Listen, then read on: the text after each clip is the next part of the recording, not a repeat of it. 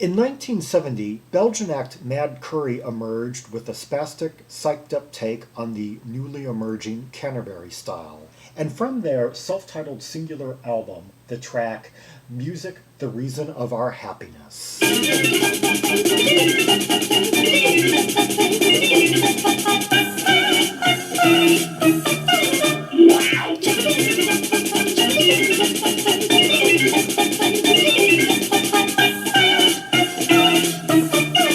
Okay, 1, 2, 3. What? I love that. Like really frenetic 3/4 and scat singing and just jerky staccato feel of it all.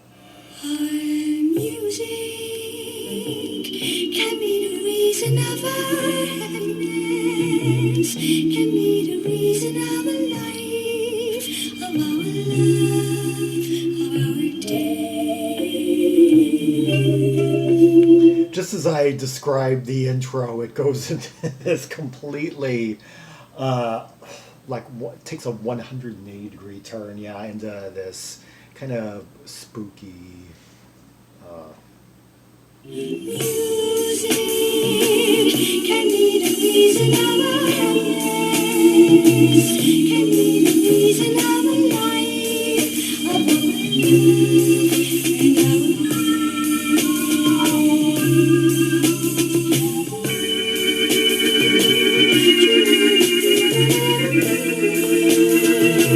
Okay, and yes, that organ work of keyboardist Dany Rousseau. Yeah, and the vocals are by Viona Westra. And I was wondering, did she do much beyond this band? And just seeing like a few kind of assorted credits on Discogs. 8 vocal credits in all, like spread out over the next decade. The one I'll get to that later. Yeah, one guy, one of the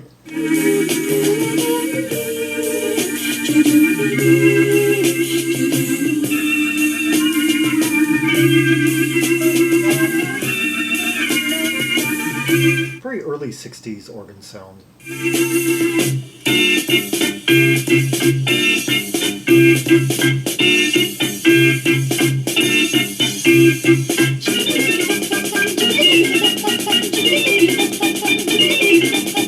1, 2, 3, 4, 5, 6. 1, 2, 3, 4, 5, 6.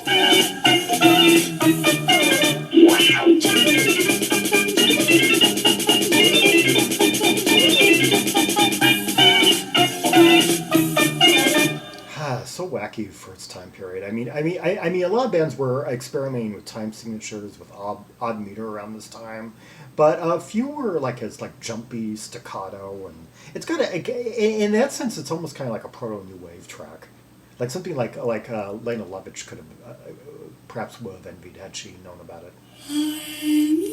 music can be the reason of our loneliness, can be the reason of our tears, and our smile, and our youth.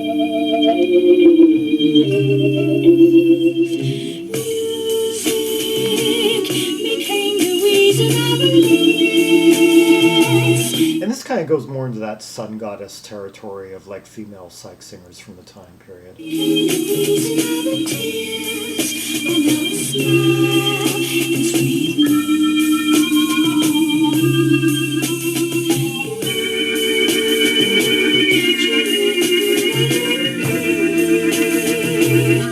Chromatic descent.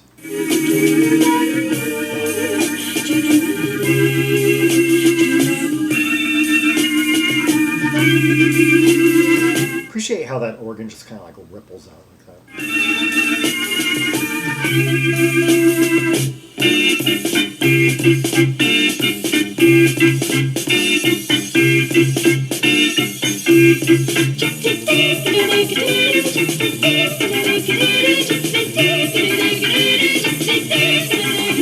I love that scat singing. Yeah, how many?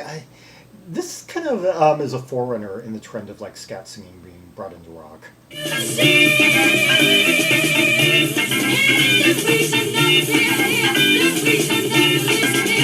And come to think of it, there wasn't a lot of it going on in Europe. It was more, it tended to be, acts from Brazil. yeah, that brought those two. Or I'm thinking, in some ways, she's kind of a precursor to the sort of arrangements, like the combination of vocals and like odd meter jazz rock that performers like Ursula Dudziak and Flora Purim would be exploring like mid-decade.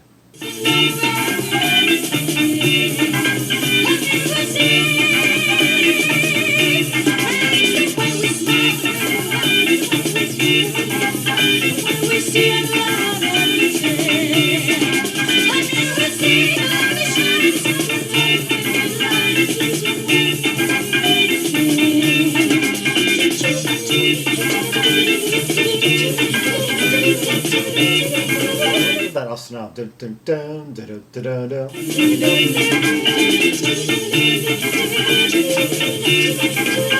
And the bass, it's actually not being played, but the organ's doing that. The bass, doom, doom, doom. Doom, doom. The bass is going doom, doom, doom, doom, doom, doom, doom, doom, doom, doom, doom, doom, doom.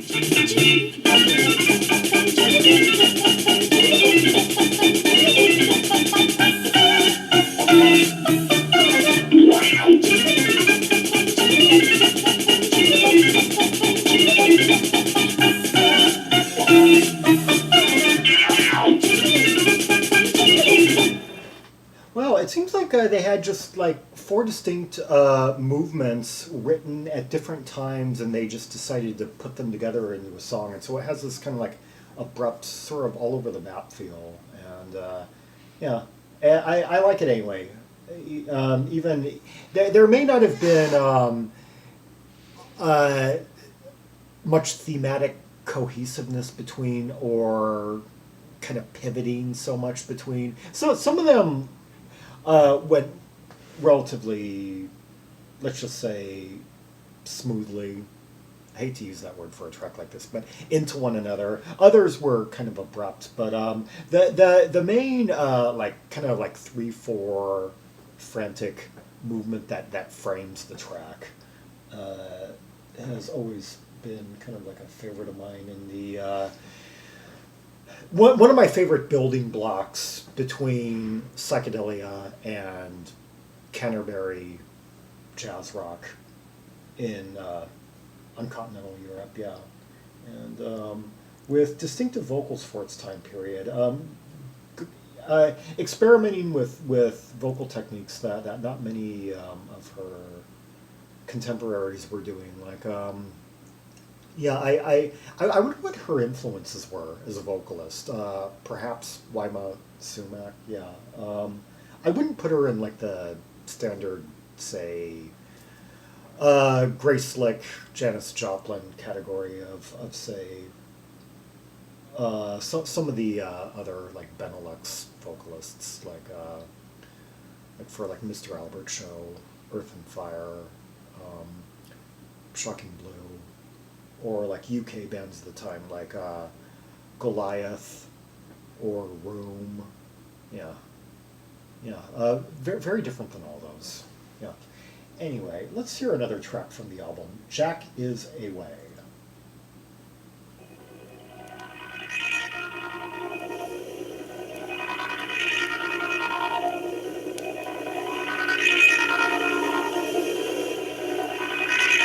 Now, what is creating that sound? I like it.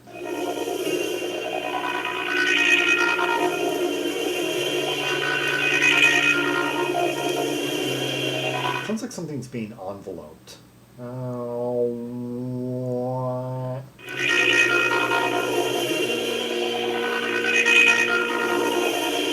it sounds like something's maybe being played kind of in a loop. I'm hearing some cymbals kind of fade in and fade out. Some cymbal misfade in.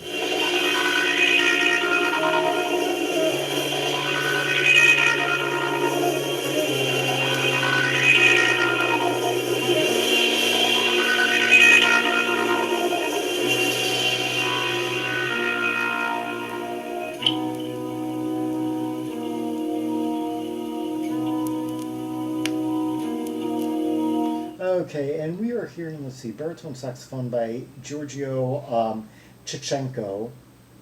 And yeah.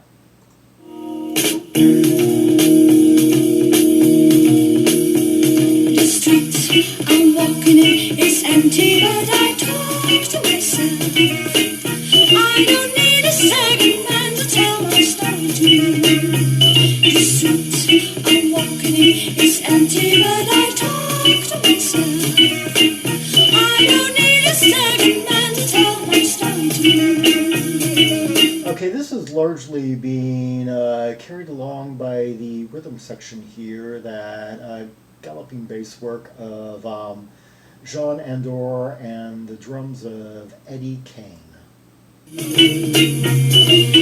is away after all these easy Check is away after all these easy I love how that organ kind of suddenly starts to hammer down a certain riff. Like we've been, in this kind of like loose structure, not much of a melody, just kind of more of a vibe and energy. And then just as she's releasing the final syllable of each couplet, the organist comes in, Dany Rousseau, and just sort of suddenly gives it more of a thematic framework. I can say to myself, oh boy, you will find another. Don't talk to your mother. I will keep on loving you. I can say to myself, oh boy, you will find another. Don't talk to your mother. I will keep on loving you. She is finding a lot of notes to hit within the relatively chordally.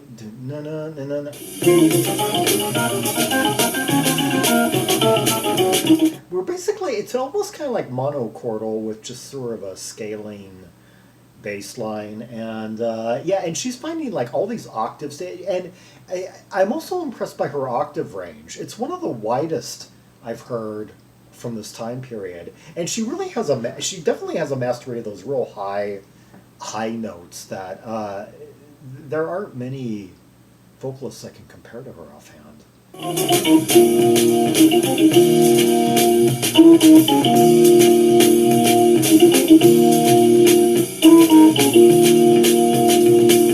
From this time period, anyway.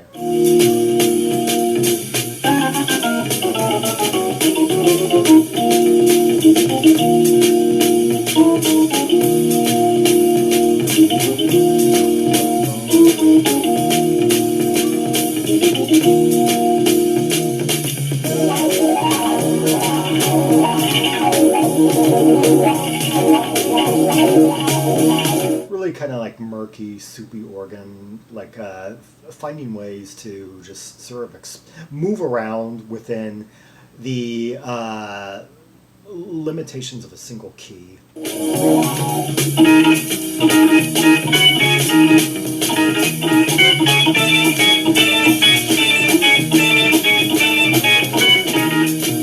Yeah, we've basically been in E minor this whole time, and just hear him just finding ways to like stretch around, like do low notes, high notes, hovering around certain keys.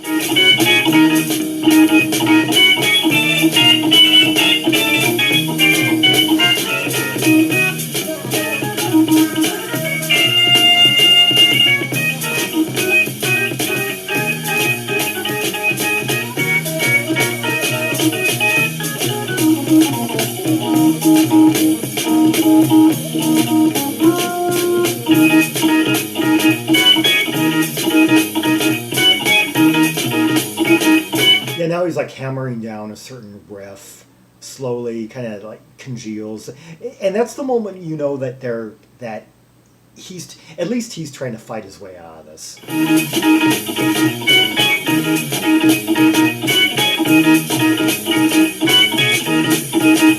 Yeah, now they're coalescing around that riff.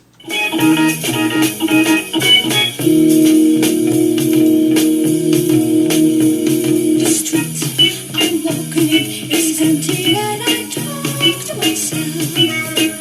I don't need a second man to tell my story to. The street I'm walking in is empty, but I talk to myself. I don't need a second man to tell my story to. I don't need a second man to tell my story to. Huh. It's too bad the lyrics aren't printed anymore. Check is away. Oh my God, this is a crazy day.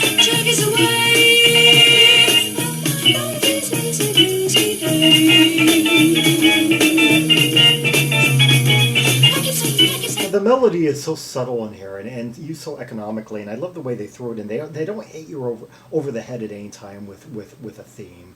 It just certain themes just start to emerge amid the rather loose, misty vibe of this track.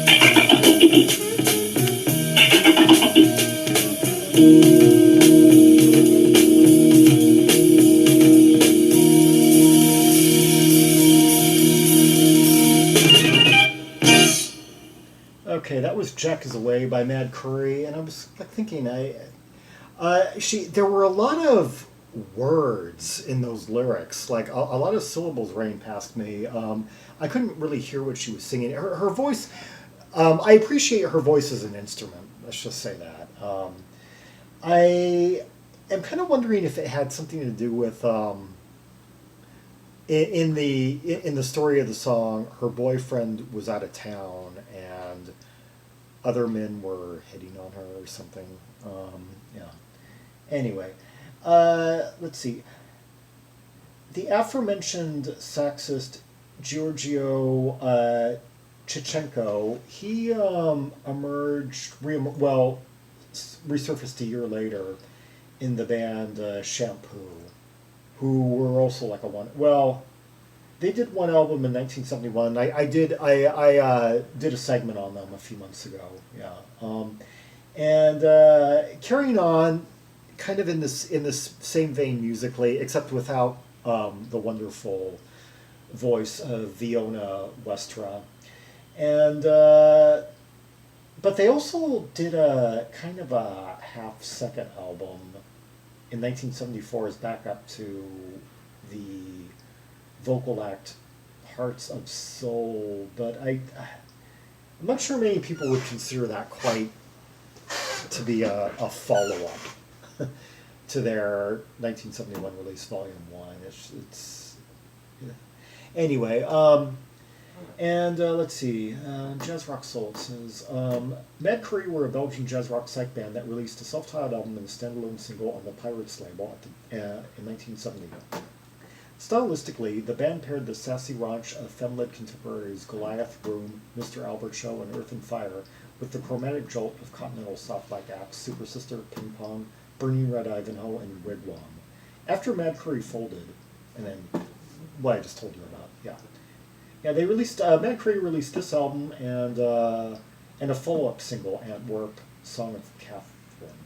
Yeah. And I wish that more was heard of Viona Westra because she's got a lot of talent. Yeah. Supposedly her other credits beyond Mad Curry, a Sunny Zanduetta album from 1975, and a few odd credits like Benelux pop from the early 80s. Looks like Cecil Van Dijk, Wendy. Anyway, yeah, should have heard a lot more of her.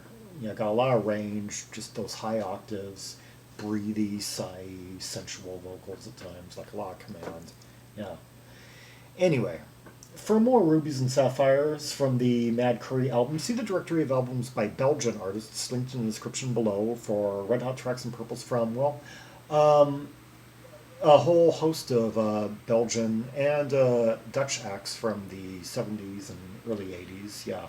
A scene, including Shampoo, yeah. And Earth and Fire, Shocking Blue, yeah, the Benelux music scene of that time period, yeah, very creative, all over the map.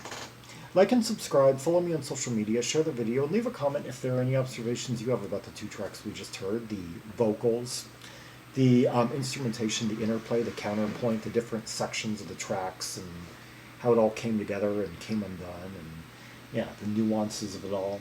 And until next time, this is Zaragon, the world's most irretrievable trimaximalist, signing off.